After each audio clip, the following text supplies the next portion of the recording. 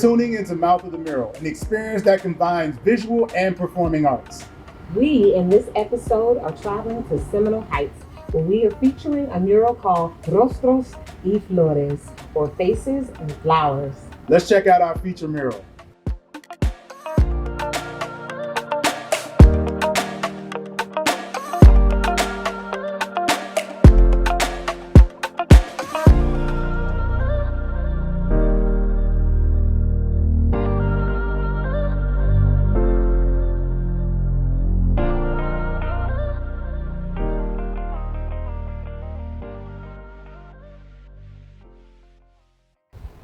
Haiku, crowns, tiaras, wreaths, gold, jewels, feathers, flowers, thorns. Heavy is the head. Haiku. My humanity is not yours to testify. Kill the judge within. Thank you all so much for tuning in to Mouth of the Mural. We are sitting here with visual artist, Mr. Carlos Pons, the author of this amazing mural here on North Florida Avenue. Carlos, thank you so much for joining us. Thank you for having me. Absolutely. So can you tell us a little bit about how you got into art and a little about your background? Yeah, absolutely.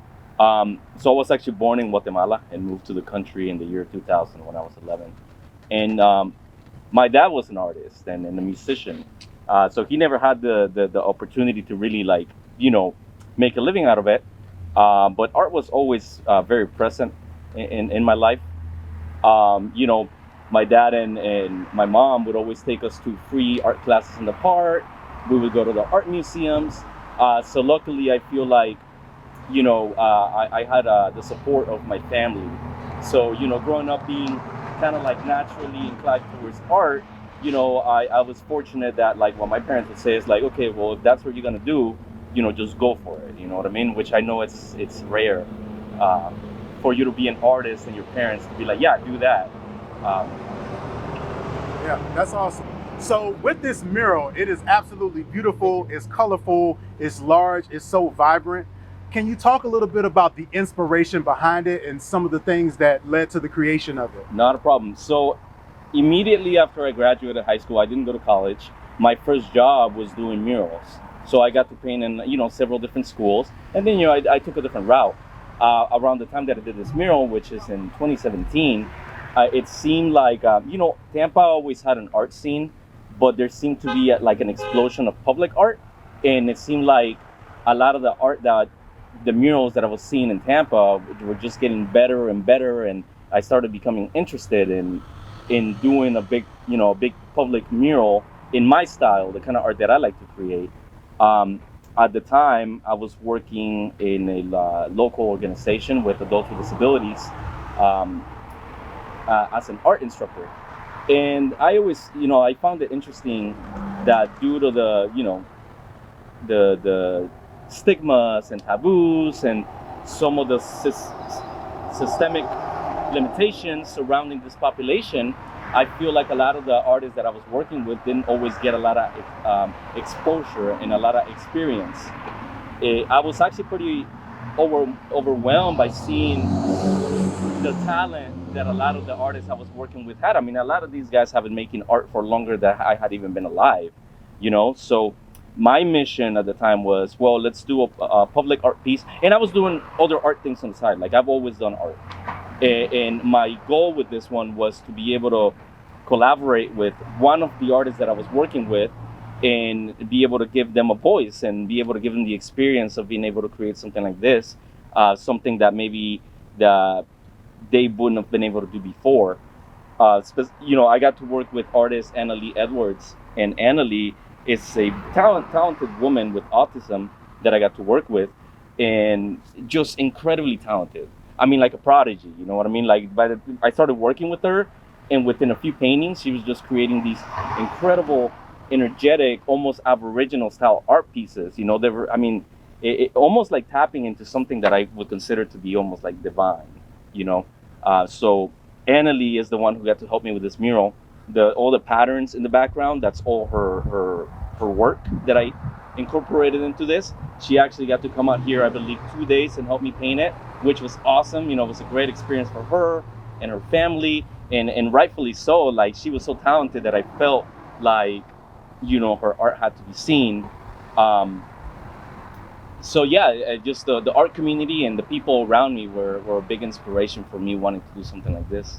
That's really powerful, and it's interesting because the mural paints such a really great portrait of inclusivity, and diversity, and those are some of the buzzwords that people are using now, but this mural is just a great visual depiction of that. And speaking of that, the central figure in the mural is an individual that has a crown of flowers.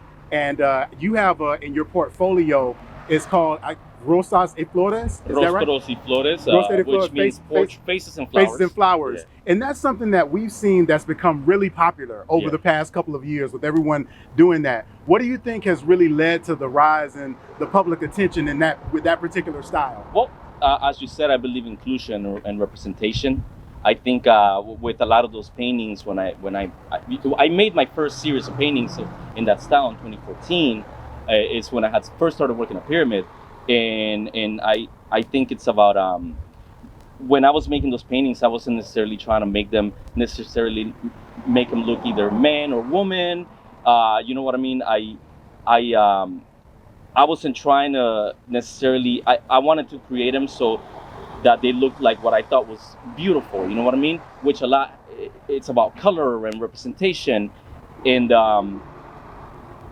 not, the world has really gravitated towards that lately, and I believe that that's what's made that style of art very popular. You know what I mean? It's very human. It's a lot about like the human energy. So it's something that I think people can connect to, and people, we all want to feel represented. And even though I'm an immigrant in this country, I'm a light-skinned immigrant. I didn't grow up feeling like there wasn't representation for me, at least in the media, you know what I mean? Like, I would watch Star Wars, and I could have easily grown up to look like Luke Skywalker. So I'm part of a generation where we had like the internet, you know what I mean? So I feel like we had a lot more information, and due to this, thankfully, because of this information, we realized that there was a need for representation for everybody, you know what I mean? For me, flowers represent diversity. They also represent growth, and it's also something very organic and something very natural. So I think these symbols are just something that people find the beauty in it, and it's something that I like it. I love inclusion. I've never been a big fan of division, you know what I mean? And that's something that I've always kind of like, as a human, as a person, I've always struggled with, the division among people, walls versus bridges, you know what I mean? So I wanted to create, even if you see like the arms, you know what I mean? Like, I wanted it to be all the colors, and you know what I mean? I wanted to bring things together. So for me, when I created this one, I didn't necessarily want to make something that you could be like, okay, this is representing this specific thing, but something that you could be like, just appreciate it for the differences that it has in it, versus, trying to, make it about like necessarily just about me, or, So 2 things that I want to make sure to highlight that you mentioned in what you said. The first is that shout out to support systems, to spouses, to family members, to individuals that get behind the dreams of the individuals that you love and support. Secondly, he said Tampa supports art. That's something you don't hear a lot of. So my city supports art. You just got to make sure that it's art that's worth supporting, and then also make sure that you identify those individuals, those champions for you. From my perspective, art is becoming part of the culture of businesses and things that are starting out. So I love it, man. I love it that like people who are opening restaurants and all kinds of businesses, one of their first thoughts is like, how can we bring art into our culture? Yeah, and that's actually leading into the last question that I have for you is, what do you see as the future for art in Tampa? Well, I would hope that, again, it continues to be a strong part of our city. It seems like I said, Tampa has always had an art scene, but in the more recent years, it feels like it's really kind of like blowing up almost.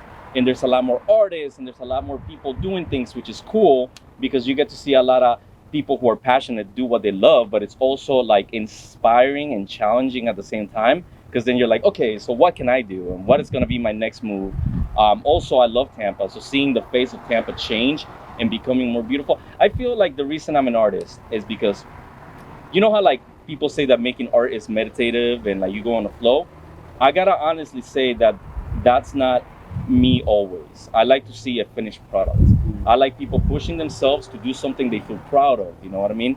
So I like it when a place looks better when you leave than when you got there. Yeah. So when you go to a wall that's run down and you clean it up and you make it look good and you create something beautiful that people can connect to, hopefully we see more of that.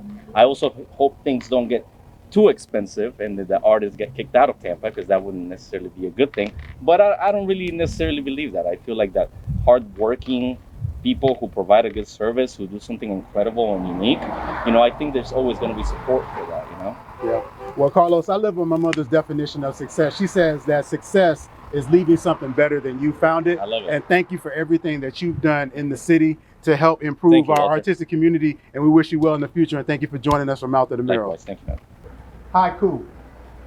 In the sea of hands, be careful. Some will reach out. Others just reaching. Haiku. Falling flowers flow.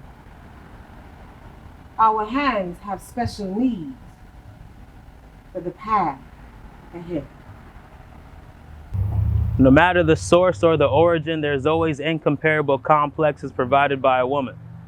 From fair skin to dark skinned, there's beauty all around, and in it, there's just something about the type of woman that comes with her own experiences that I know we all find highly attractive, and I'm gonna let the words paint a better picture for you to understand. Because what I know is that experiences run deep.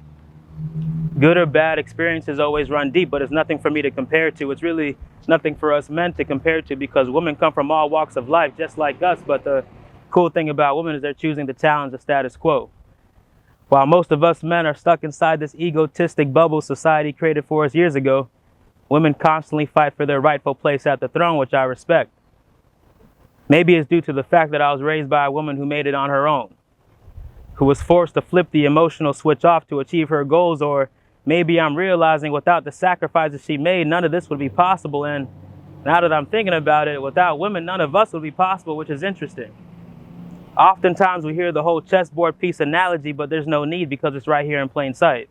A woman gave you life and they're capable of so much more. It's been proven time and time and again, it's almost impossible to ignore that a strike that took place in 1908 in the state of New York created a ripple effect of events that brought you your first female vice president. And personally, I think y'all just scratched the surface, which is intimidating to most men, but not me. It's just highly attractive. And I know attraction can often be confused with lust, but don't get it twisted. I'm just attracted to power like the rest of us. The thing is, most of us men are trying to create power with all these calculated risks that we tend to lose sight on who possesses it in its raw, authentic form. It comes with strength, dignity, and beauty, showing resilience and fortitude constantly. So yeah, I love the essence of a woman. Because for 18 years straight, I lived with a woman who showed not one sign of weakness. For 18 years straight, through the ups and the downs, I was oblivious. For 18 years straight, I was raised to be strong, have my own dignity, and to never be envious. For 18 years straight, I was whipped into shape to be able to handle the complexes of a woman. And I'm 25 years old now. With time comes experience, and I have enough experience to know that I'll forever be indebted to a woman because y'all created the life that's around me. And I know you all aren't hearing it daily, so thank you for being strong. Thank you for being smart. Thank you for being patient. Thank you for showing love, and thank you for being you. Because I'm adamant about the incomparable complexes provided by a woman. Okay, I am here with Ion, Naya, and Khan. Yes, you got it. And I said it wrong. You got it. You want to respect someone, learn their name, practice it. All right, we're super excited to have you here with us at Mouth of the Mural. Thank you for having me. Yeah, so we are excited about your fantastic performance. And I want to know from you, and everyone else would love to know, what inspired your poetry? How did you get into poetry? So I got into poetry, interesting enough, on accident. It was the summer, or close to the summer of 2016, where actually I received I got some news about a friend who got in some trouble and it actually made me very upset getting that news. And for some reason, somebody just made me pick up my phone and start like jotting down notes in my phone. And after a while, I finished whatever I was jotting down because I wanted to send it to him and just so he could read it. And while I was reading it, I noticed that I guess the cadence that I was reading it in was rhyming. And in my head, I was like, oh, it sounds good, but I don't know if it's actually good like vocalized. And one day after the summer had started, I went to my friend's house and recited it to him, and he actually started to cry. And that's when I realized, okay, maybe I could be good potentially. And he actually asked me to make a video and post it on Facebook. And from there, I got a lot of feedback. And that's essentially when I started writing and I started believing in my ability to write. It was back in 2016. All right, so here we have this situation where you didn't pick up a weapon. Yeah. You didn't go and light anything on fire. Yeah. Instead, you picked up that pen and you turned your words into a way to help your friend heal. Yes, exactly, and that's essentially why I write, is just to motivate people. So, Okay. And that takes me to my next question, like what did you want to accomplish with your poetry? If not then, at least now. Yeah, then I had no idea what I was trying to accomplish because I was still in college. But now it's more so a sense of community. And like the older I get, I realize that people are facing challenges. It might not be the same challenge, but everyone's going through life as well, and there's always their own challenges and pain points that they go through. And the way I write is about everyday topics that I have gone through. And my goal is to at least get one person to be able to relate to that. Because I know with the sense of community and being able to relate to someone, it makes living a little bit easier. And that's what we do naturally. We tend to find our group of friends, we stick to our group of friends. So that's what I essentially am trying to do with my work with poetry. Okay, well, we definitely connected after that performance. Yes. Now, okay, let's go back to the mural. So, what was your first impression when you saw the mural? So, How did it speak to you? no, literally, I was like, wow, I think I would hang that up in my house if I had it like on a little smaller scale. But no, the first thing that stood out to me was the colors. I like the color that is used, and with the different hands, it made me think about the differences in people and where they come from, and how it was connected to this one being, which in my eyes looked like a woman. And I tie that into my mom in a way because I saw like the different colors on the head, and I think about all the different hats women have to wear, especially with my mom raising me by herself. And my dad was in my life, but my mom did all the raising. There was times for sure she put on the dad hat, and I had to discipline me, but that's kind of what I got from it. And just women in general, you guys were able to do so much, and that's essentially what I got from it. All right, so we got some money on the mama credit card for that comment. Yeah. It's just coming up soon, so I need a good gift. Absolutely. All right, so tell us about any upcoming projects, Yes. things that you have coming up. So stay connected with you. Yeah, for sure. So upcoming projects, I'm actually working with something with my dad. He's a founder of Paramount Broadcast Communications, a TV station over in Miami. He just launched phase 1 of Black Point Media, multimedia. Okay. And essentially that's a platform similar to this where young creatives and from any background can come on, basically advertise their skills. And it's something we're going to start up in Broward County, over closer to Miami. But that's essentially like a bigger project that we're working on. Like me personally, my main focus is to keep writing, performing at open mics wherever I can. So that's what I'm focused on right now. Okay, so you heard it, all right, right here, ready to go for your open mic, for anything that you have coming up where he can connect and build a sense of community. All right, and then my last question, what advice would you give another artist thinking about participating in Mountain Mural? So I think the one advice that I would give to someone that's going to perform here is to believe in your craft. That's the one thing that you need to be able to do to be successful if you want to be successful with your talents. But just know that if you're selected to perform on Mountain the Mural, that means someone else believes in your craft also. And if you believe in it, it just makes your talent that much more powerful. And once you believe in yourself, you really can accomplish anything. So believe in yourself, believe in your craft, and just trust the process. Trust all the work you put into it, and it'll all pay off in the end. All right, so we have it here on Mountain the Mural. I am Naya Thomas. Yes. All right. Haiku. The angels touch us, painting the journey neon Now, vision is clear. Imagine yourself feeling insignificant when stars orbit you.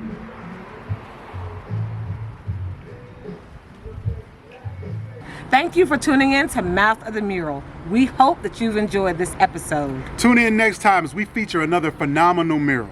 If a picture is worth 1,000 words, Let's find them.